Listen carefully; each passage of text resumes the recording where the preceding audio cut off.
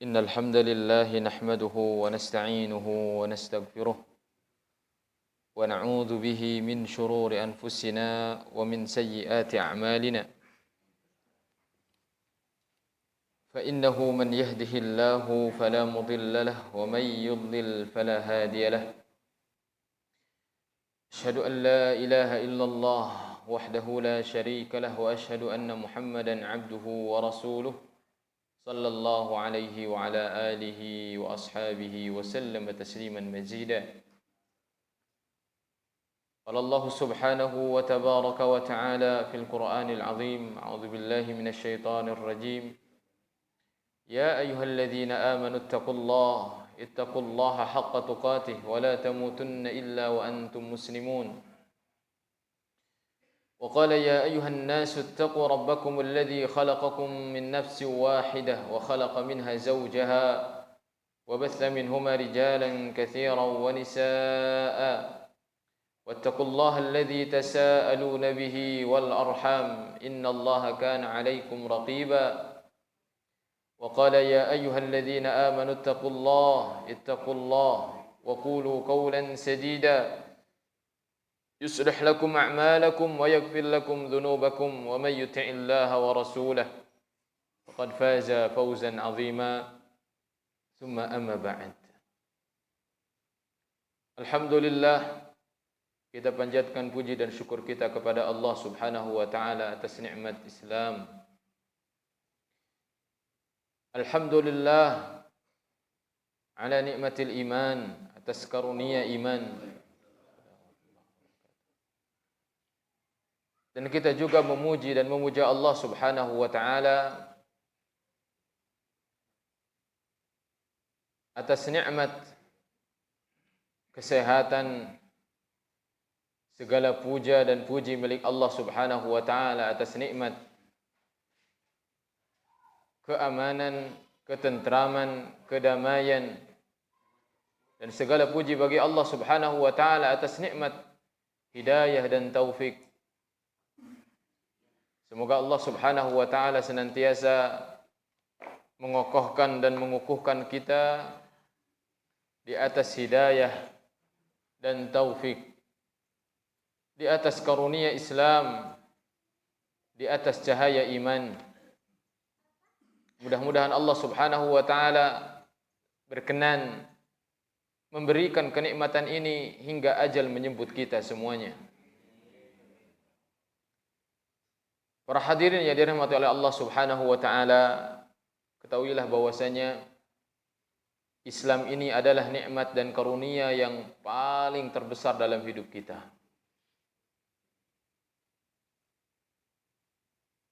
Dasarnya Allah Subhanahu wa taala telah meridai agama ini untuk kita.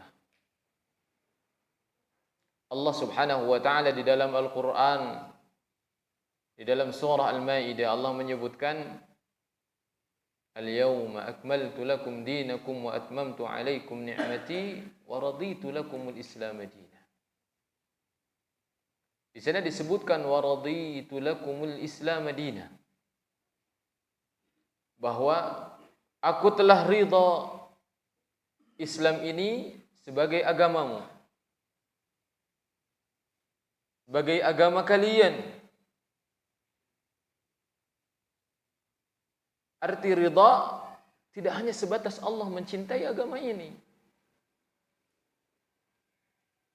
namun arti ridha Allah hanya menjadikan agama ini agama yang Allah ridhai di sisinya, dan siapapun orangnya yang menuju Allah Subhanahu wa taala tanpa melalui agama ini, maka tidak akan diterima oleh Allah Subhanahu wa taala.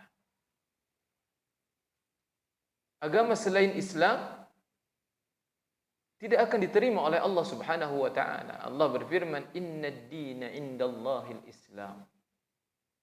Agama yang benar di sisi Allah itu hanyalah Islam.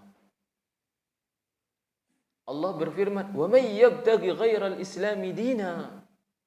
Barang siapa yang menginginkan agama selain Islam, fala yuqbala min, tidak akan pernah diterima oleh Allah Subhanahu wa taala. Jika Islam adalah satu-satunya agama yang diterima oleh Allah Subhanahu wa taala, menunjukkan bahwa para pemeluknya merekalah satu-satunya umat yang akan mewarisi kerajaan surga Allah Subhanahu wa taala. Hanya orang muslim yang akan masuk ke dalam surga. Bagaimana dengan agama selainnya? Agama mereka tidak diridhai oleh Allah. Agama selain Islam tidak diridhai oleh Allah Subhanahu wa taala, tidak diterima oleh Allah Subhanahu wa taala, otomatis pemeluknya yang memeluk agama selain Islam tidak akan pernah diterima di sisi Allah Subhanahu wa taala, tidak akan pernah mereka masuk ke dalam surga Allah Subhanahu wa taala.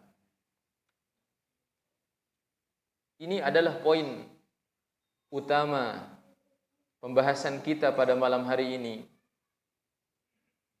Pembahasan kita pada malam hari ini tadi telah disampaikan oleh moderator. Pembahasan kita itu adalah tentang tasyabbuh, merupakan penyebab kerusakan. Sehingga kita mesti memahami bahwasanya yang pertama, Islam itu adalah agama yang Allah ridhai. Menunjukkan bahwa selain agama Islam tidak akan pernah diterima oleh Allah Subhanahu wa taala. Alasan yang kedua, kenapa tema tersebut sangat penting sekali? Bahwa Rasulullah sallallahu alaihi wasallam bersabda, "Al-Islamu ya'lu." Perlu kita perhatikan. Al-Islamu ya'lu. Kata beliau, Islam itu tinggi. Wala yu'la alaih. Tidak boleh ada satupun selain Islam yang lebih tinggi daripada Islam. Tidak boleh Islam ini derajatnya di bawah yang lainnya. Di bawah selainnya tidak boleh. Al-Islamu ya'lu, kata beliau sallallahu alaihi wasallam. Wala yu'la alaih. Tidak boleh berada di bawah. Menunjukkan bahwasanya setiap pemeluknya maka dia akan tinggi dengan Islam selama Islam berada di mana? Hatinya. Selama nilai-nilai Islam berada pada dirinya. Selama ajaran-ajaran Islam dia pegang teguh, maka Islam itu tinggi. Begitu juga pemeluknya, seorang muslim, dia akan tinggi dengan ajarannya. Ketika semua nilai-nilai dia terapkan dalam kehidupannya. Namun, poin yang ketiga ini perlu kita perhatikan lagi. Siapapun orangnya, ya, bahkan tidak terkecuali ketika muslim itu sendiri meninggalkan ajaran Islam, maka Allah akan hinakan dia. Apalagi seorang kafir. Seorang yang dari asalnya tidak beragama, tidak berpedoman dengan pedoman Islam. Bayangkan tidak menjadikan Al-Quran sebagai pedoman hidupnya. Dia tidak mengakui kerasulan baginda Rasulullah sallallahu alaihi wasallam. Bagaimana mungkin dia akan mendapatkan kemuliaan? Jika seorang muslim saja tatkala meninggalkan agamanya, maka dia akan hina. Tidak akan mampu berdiri tegak. Tidak akan mampu ditakuti oleh musuh-musuhnya. Bukankah Rasulullah sallallahu alaihi wasallam bersabda, "Yushikul umam an tada'a 'alaikum kama tada'al 'akalatu fi qas'atiha aw ila qas'atiha." Hampir-hampir tiba masanya, kata beliau. Hampir-hampir tiba masanya umat manusia akan merongrong kalian, wahai orang-orang muslim, memperebutkan kalian, ditarik ke sana, ditarik ke sini, seperti halnya para pemangsa yang sedang berada di hadapan sebuah nampan yang mana mereka memperebutkan makanan yang ada dalam nampan tersebut. Hampir-hampir saja sudah tiba saatnya, sudah tiba waktunya. Yushikul umam an tada'a alaikum kama tada'al akalatu ila qas'atiha. Para sahabat kaget, heran. Bisa seperti itu. Mereka berkata kepada baginda sallallahu alaihi wasallam, "Amin qillati nahnu yauma idzin ya Rasulullah." Apakah penyebabnya karena kami pada saat itu minoritas? Apakah penyebabnya karena kami itu pada saat itu adalah umat yang sedikit sehingga kami diperebutkan oleh umat-umat yang lainnya? Ditarik sana, ditarik sini, dipermainkan. Namun Rasulullah sallallahu alaihi wasallam jawabannya sangat mengagetkan, la, tidak. Bal antum katsirun. Bal antum hina idzin katsirun.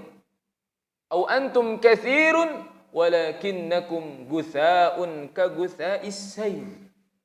Tidak.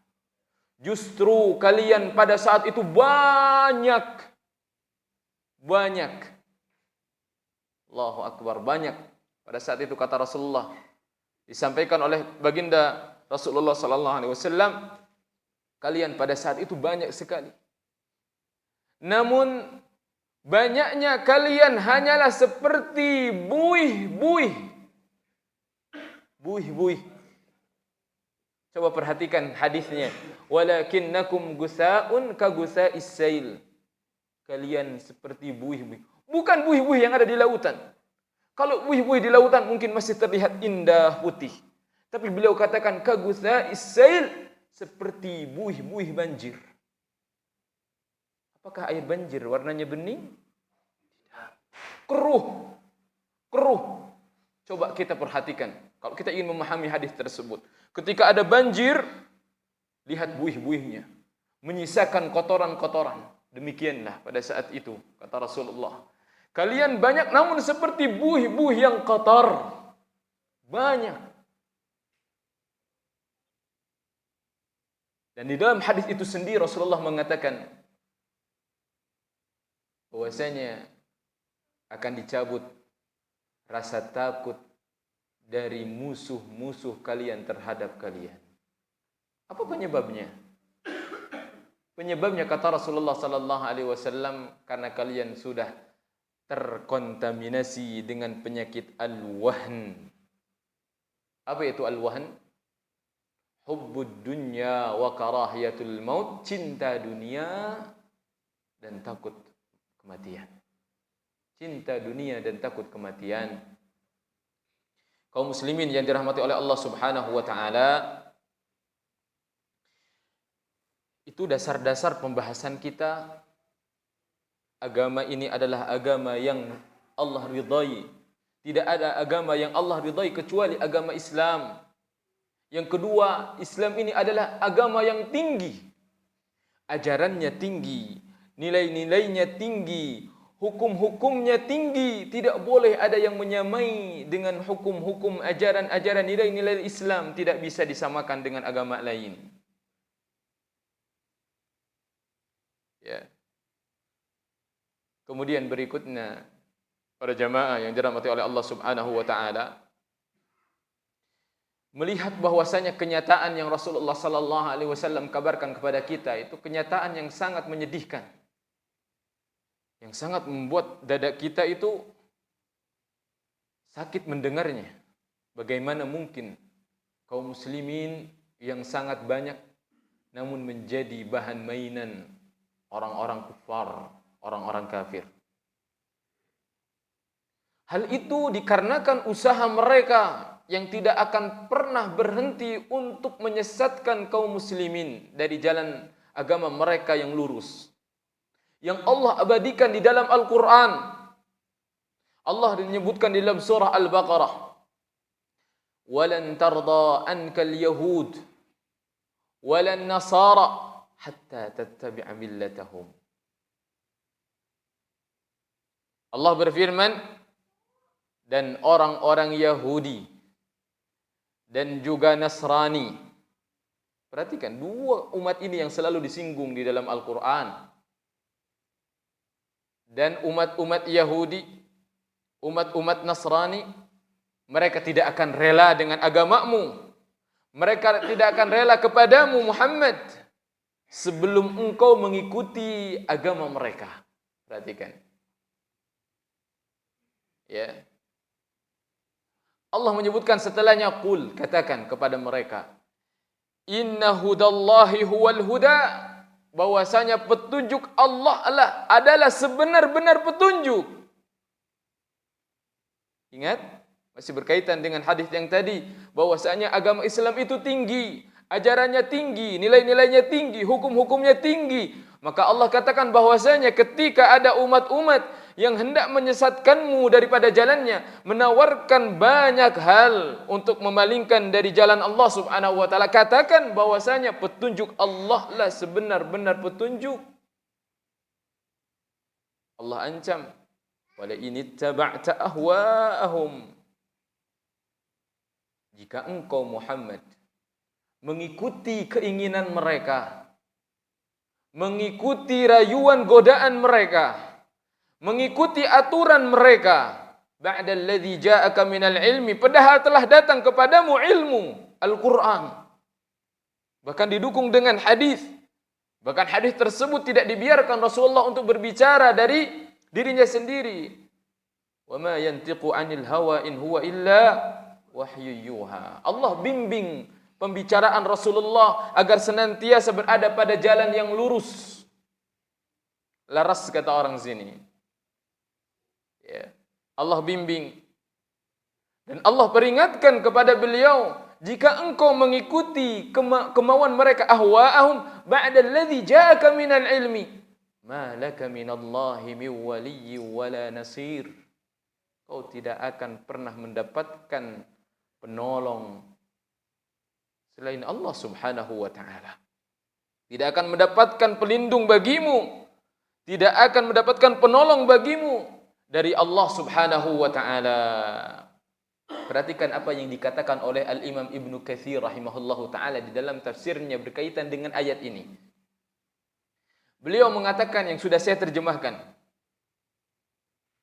Beliau mengomentari tentang ayat ini. Ayat ini bermakna, hei Muhammad, Yahudi dan Nasrani itu tidak akan pernah rela denganmu abada, kata beliau, selama-lamanya. Kenapa demikian?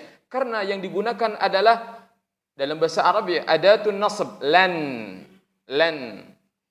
Kalau lan ini banyak dalam bahasa Arab itu ada an, lan, idzan, kay, lamul amr, lamul juhud, banyak.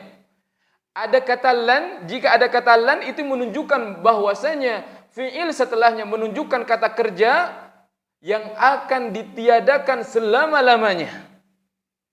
Artinya, jika pada saat itu Allah Subhanahu wa taala berbicara kepada Rasulullah sallallahu alaihi wasallam, Yahudi tidak akan pernah ridha kepadamu, maka hari ini mereka tidak akan pernah ridha kepada kita. Yahudi tidak akan pernah ridha kepada kita, Nasrani tidak akan pernah ridha kepada kita. Maka kata Al-Imam Ibnu Katsir, maka janganlah engkau sibukkan mencari-cari keridhaan mereka. Ada di antara kaum muslimin atau yang mengaku muslim, namun mereka mencari simpati dari mereka, dari kedua umat tersebut, banyak. Allah telah lebih dulu, 14 abad yang lalu Allah peringatkan kepada kita. Kata Al-Imam Ibnu Katsir, jangan kau sibukkan dirimu dengan mencari-cari keridhaan mereka dan menyetujui mereka. Yuwafiquhum dalam lafadznya, menyetujui mereka. Justru kamu harus bersegera dan bersemangat menuju ridha Allah Subhanahu wa taala, Tuhanmu. Ingat? Menuju keridhaan Allah Tuhanmu dengan mengajak mereka menuju jalan Allah Subhanahu wa taala. Yang harus dilakukan oleh kita adalah kita mengajak mereka untuk masuk ke dalam agama Islam. Bukan kita duduk bersanding dengan mereka kemudian kita mencari persamaan-persamaan. Bagaimana mungkin seorang muslim melakukan seperti itu sedangkan Allah telah menurunkan Al-Furqan? Apa Al-Furqan? Pembeda. Apakah kita tidak membaca Al-Quran? Bagaimana Allah subhanahu wa ta'ala membongkar keburukan mereka, kelancangan Bani Israel, orang-orang Yahudi. Bukankah Allah subhanahu wa ta'ala yang menyesatkan mereka?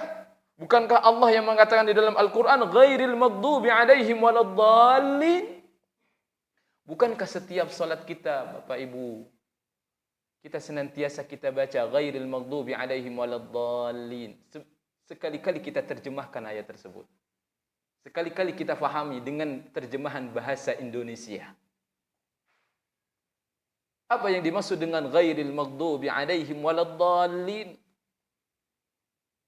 Al-maghdub yang dimurkai, ad-dhalin yang sesat.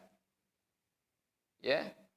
Jadi selama Bapak Ibu melaksanakan salat dan membaca surah Al-Fatihah, di sana ada bara'ah. Bapak Ibu semuanya berlepas diri dari dua kelompok tersebut. Yang Bapak Ibu katakan dalam ayat tersebut, al-maghdub terkutuk. Berarti Bapak Ibu mengutuk, betul tidak? Ad-dhalin, Bapak Ibu juga berkeyakinan bahwasanya kelompok tersebut sesat.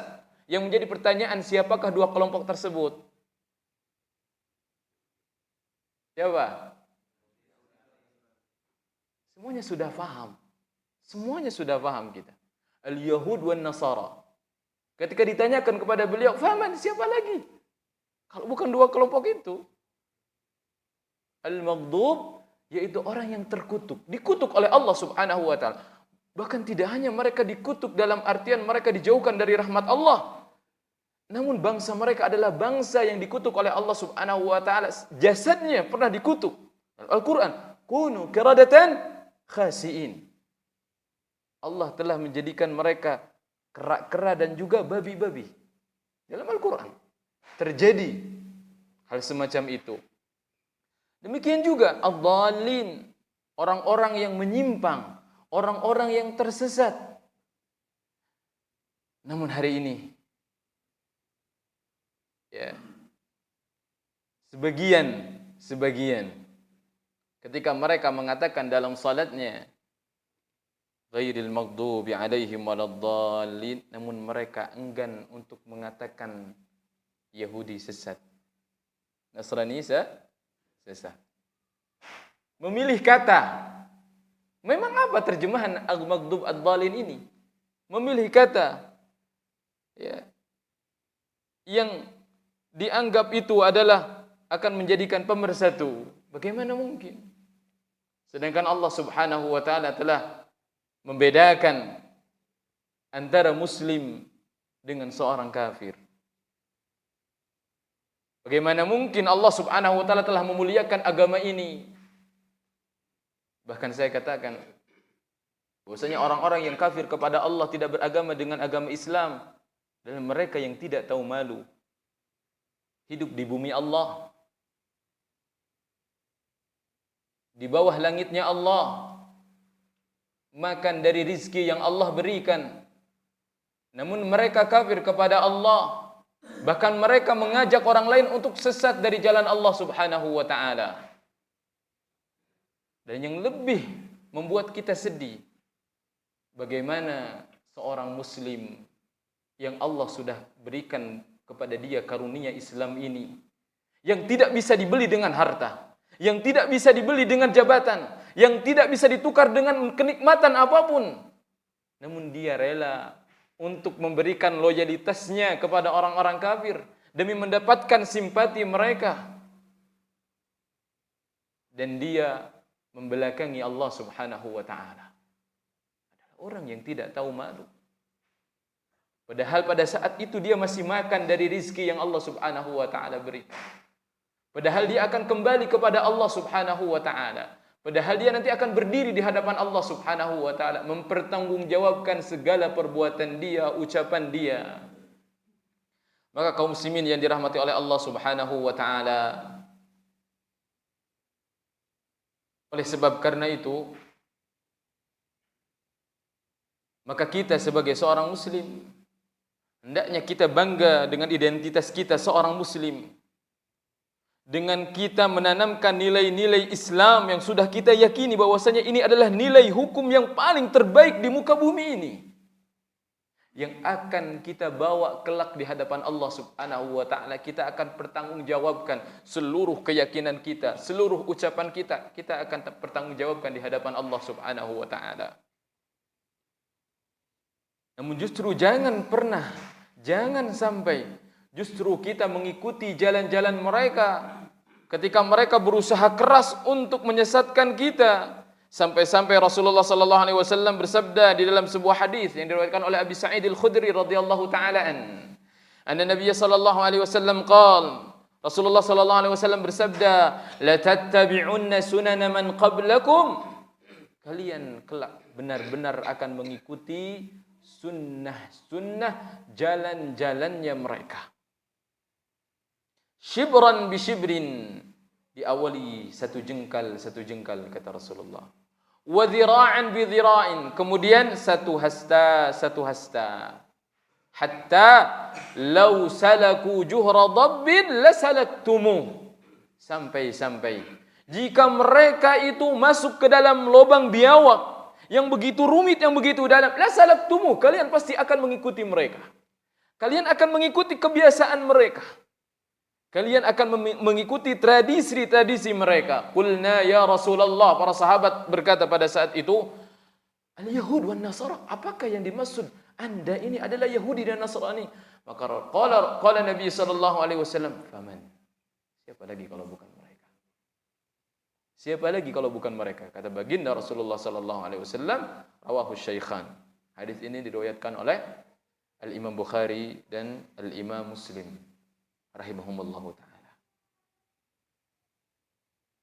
Maka oleh karenanya para jamaah yang dirahmati oleh Allah Subhanahu wa ta'ala, sekali lagi ya,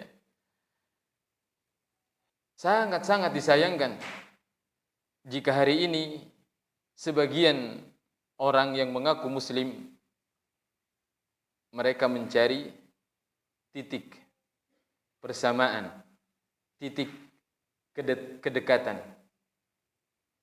Ya. Seolah-olah sesuatu itu sangat diperlukan dan belum pernah ada sebelumnya ajaran yang memberikan tuntunan bagaimana bermuamalah dengan mereka. Sebagian kaum muslimin seolah-olah menganggap bahwasanya apa yang kita alami pada saat ini, kita bertetanggaan dengan orang yang tidak beragama Islam, Yahudi dan Nasrani, seolah-olah itu adalah hal yang baru terjadi di abad ini. Bukankah Rasulullah sallallahu alaihi wasallam ketika di Madinah, bukankah beliau pada saat itu sudah ada umat Yahudi di sana? Bukankah ada juga orang-orang Nasrani di sana? Beliau sallallahu alaihi wasallam hidup berdampingan dengan mereka. Bahkan beliau ketika meninggal, baju besi beliau masih tergadaikan pada seorang Yahudi. Maka ketika kita ingin menampilkan kehidupan yang ideal, bukan kita mencari-cari istilah baru, mencari poin-poin yang baru yang sejatinya sudah diajarkan oleh baginda Rasulullah sallallahu alaihi wasallam. Rasulullah mengizinkan untuk kita bermuamalah dengan orang-orang kafir. Bermuamalah urusan dunia. Bahkan Rasulullah sallallahu alaihi wasallam mengancam ketika seseorang tidak mampu bermuamalah dengan mereka, dengan orang-orang Yahudi, dengan orang-orang Nasrani, dengan orang-orang kafir. Tidak boleh seorang yang kafir hidup di negara muslim, mendapatkan jaminan keamanan oleh pemerintah, kemudian kita mengambil hartanya, kemudian kita mengambil darahnya. Tidak boleh. Man qatala mu'ahadan, kata Rasulullah, barang siapa yang membunuh kafir yang dalam perjanjian, dalam keamanan oleh negara, lam yashum raihatal jannah, maka dia tidak akan pernah mencium baunya surga. Tidak boleh. Artinya kita berdampingan dengan mereka, tidak mengganggu aktivitas mereka, membiarkan mereka. Kalau kita ingin berdakwah kepada mereka, namun tidak boleh mengganggu mereka, menghancurkan tempat-tempat ibadah mereka, karena mereka telah dijamin oleh pemerintah kita, oleh pemimpin kita. Namun bukan berarti kita ikut lebur ke dalam aktivitas keagamaan mereka, bukan seperti itu. Sebagian lagi memunculkan kalimat-kalimat yang seolah-olah baginda Rasulullah dan para sahabatnya buta tentang kalimat tersebut, tentang toleransi. Seolah-olah baru ada pada abad ini tentang toleransi itu. Harus begini, harus begitu. Padahal sejatinya telah diajarkan seluruhnya oleh baginda Rasulullah sallallahu alaihi wasallam. Baginda sallallahu alaihi wasallam telah didatangi oleh orang-orang musyrik dan menawarkan sesuatu yang dianggap bahwasanya akan menjadikan kedamaian di antara mereka. Apa itu? Wahai Muhammad, engkau sembah sesembahan kami sesaat. Engkau setujui sesembahan-sesembahan kami. Kemudian kami nanti akan menyetubui sesembahan-sembahan Anda. Kami akan menyembah Tuhan Anda. Namun hal tersebut langsung ditegur oleh Allah Subhanahu wa taala dengan diturunkan surah Al-Kafirun.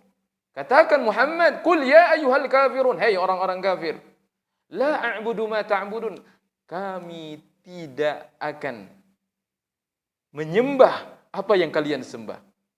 Begitu juga. Wala antum 'abiduna ma a'bud, dan kalian juga tidak akan pernah menyembah sesembahan-sembahan kami. Ini adalah dua ideologi yang tidak mungkin dapat disatukan. Dengan kata apapun, dengan istilah apapun, ideologi tidak akan pernah bisa bersatu. Bagaikan air dan minyak tidak akan pernah bisa bersatu. Namun kita bisa membiarkan air di tempatnya, minyak di tempatnya. Itu yang bisa kita lakukan. Itu yang diajarkan oleh baginda Rasulullah sallallahu alaihi wasallam. Bahkan ungkapan itu diulang-ulang dalam surah Al-Kafirun. Qul ya ayyuhal kafirun la a'budu ma ta'budun wala antum 'abiduna ma a'bud wala ana 'abidum ma 'abadtum wala antum 'abiduna ma a'bud. Seolah-olah tidak cukup. Ini adalah penekanan yang sejatinya adalah supaya kita faham, supaya kita tahu tidak mungkin bersatu selama-lamanya antara tauhid dengan kemusyrikan, antara iman dengan kekufuran. Tidak akan mungkin bersatu dalam hati seorang muslim. Ya. Itulah hakikat Islam, mulia dengan nilai-nilainya, dengan ajaran-ajarannya. Apabila kita memahami agama Islam dengan utuh, dengan sempurna, maka kita akan mendapatkan keindahan yang sangat sempurna, yang mana kita tidak akan pernah membutuhkan lagi aturan-aturan, ketentuan-ketentuan yang berasal daripada selain Islam. Tidak membutuhkan teori-teori lagi, tidak membutuhkan. Karena sudah sempurna ajaran Islam ini. Ya.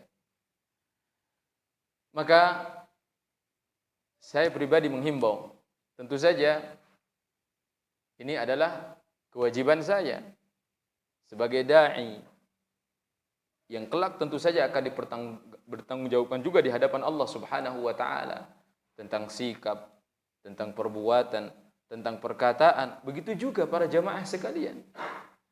Semua apa yang diyakini oleh para jamaah, semua apa yang diucapkan oleh para jamaah, semua yang dilakukan oleh para jamaah semuanya kelak akan datang kepada Allah kita sendiri-sendiri mempertanggungjawabkan semua yang telah kita perbuat di dunia ini. Berkaitan dengan tasyabbuh para jamaah yang dirahmati oleh Allah Subhanahu wa taala. Sahabat Anas bin Malik radhiyallahu taala anhu berkata,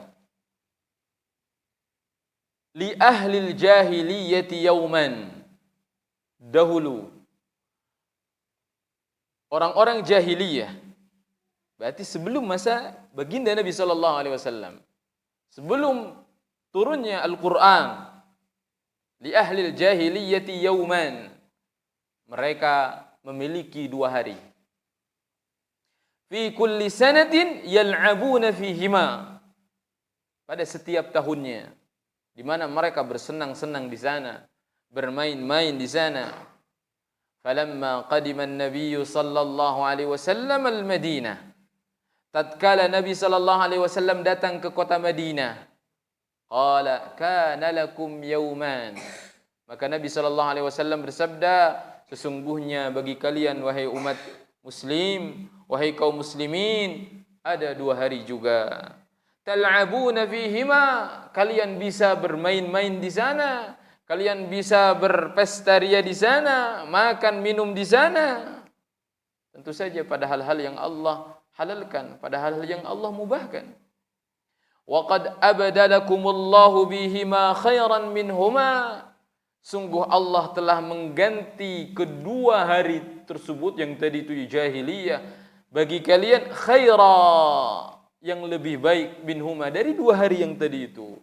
2 hari sebagai ganti 2 hari yang sebelumnya, Yaumal Fitri wa Yaumal Adha, hari raya Idul Fitri dan hari raya Idul Adha. Itulah 2 hari yang diberikan oleh baginda Rasulullah sallallahu alaihi wasallam yang harus kita terima, kita syukuri, kita berterima kasih. Selain itu kita pun mencukupkan dengan 2 hari tersebut. Karena Allah telah menjadikan 2 hari tersebut adalah sebagai hari raya, hari untuk bersenang-senang. Kaum muslimin merayakan kemenangan pada saat itu. Oleh sebabnya para jamaah yang dirahmati oleh Allah Subhanahu wa taala, maka tidak ada hari raya selain hari raya Idul Fitri dan Idul Adha bagi kaum muslimin. Silahkan tanya kepada diri kita, apakah kita ridha dengan 2 hari tersebut? Maka para jamaah ridha dengan pemberian Rasulullah? Tentu saja kita ridha.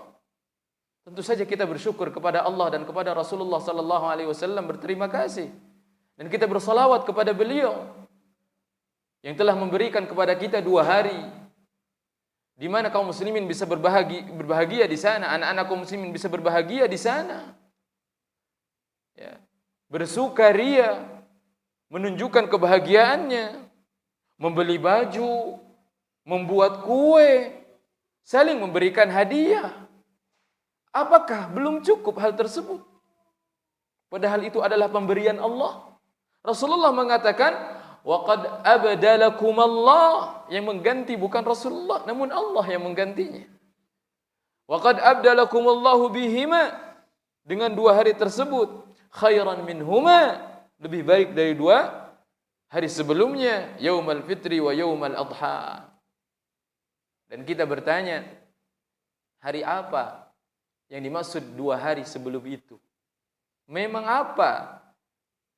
Hari apa yang dimiliki oleh bangsa atau kaum jahiliyah pada saat itu?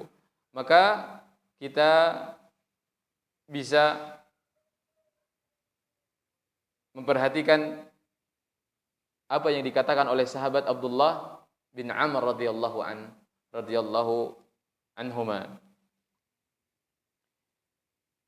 Kata beliau, "Man bana fi biladil a'ajim", barang siapa yang membangun negeri-negeri ajam, itu negeri-negeri kafir, ya, wa sana'a nairuzahum, dan meramaikan hari raya Nairuz, wa mihrajanahum, dan mihrajan,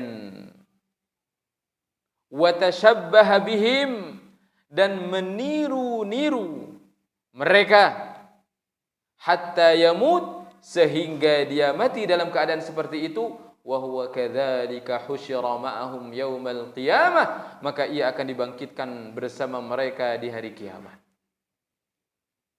Wal'iyadu billah, summa al'iyadu billah. Kata Abdullah bin Amr radhiyallahu anhuma, barang siapa yang menghidupkan, membangun negeri-negeri kaum kafir, merayakan hari-hari mereka, yaitu Nairuz dan Mahrajan. Mungkin ada yang baru mendengar apa itu hari raya Nairuz dan Mahrajan.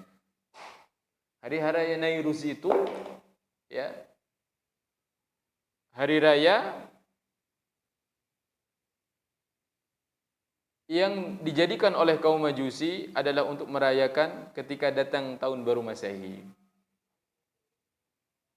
Ya. Sedangkan Al-Mahrajan itu 6 bulan setelah mereka, setelah hari raya Nairuz. Itu mereka merayakan kedua hari tersebut. Kedua hari tersebut mereka minum, makan di sana, kemudian mereka menunjukkan kebolehan-kebolehan permainan-permainan mereka, lomba-lomba seperti itu yang mereka lakukan. Ya. Tentu saja tidak akan pernah terlepas dari hal yang Allah haramkan, minuman khamar. Begitu yang dilakukan oleh mereka. Ya. Dan itu dilarang. Karena itu adalah termasuk menyerupai kebiasaan-kebiasaan mereka. Seolah-olah kita tidak puas dengan 2 hari yang diberikan oleh Allah dan Rasulnya kepada kita, umat muslim. Maka tugas kita kaum muslimin yang dirahmati oleh Allah Subhanahu wa taala,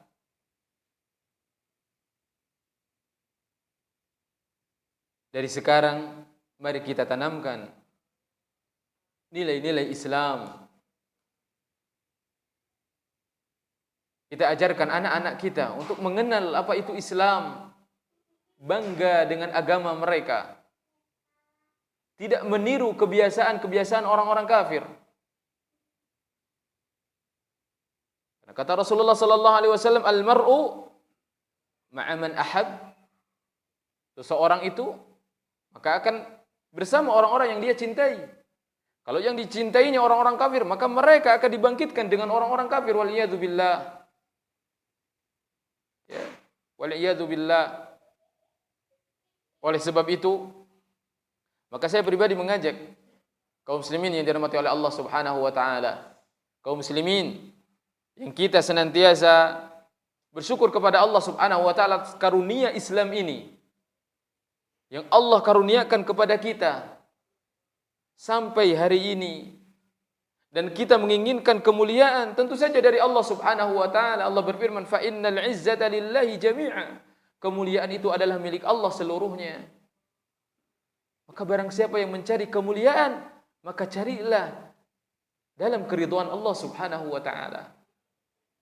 Jangan sampai malam ini kita habiskan sedangkan Allah Subhanahu wa taala marah kepada kita.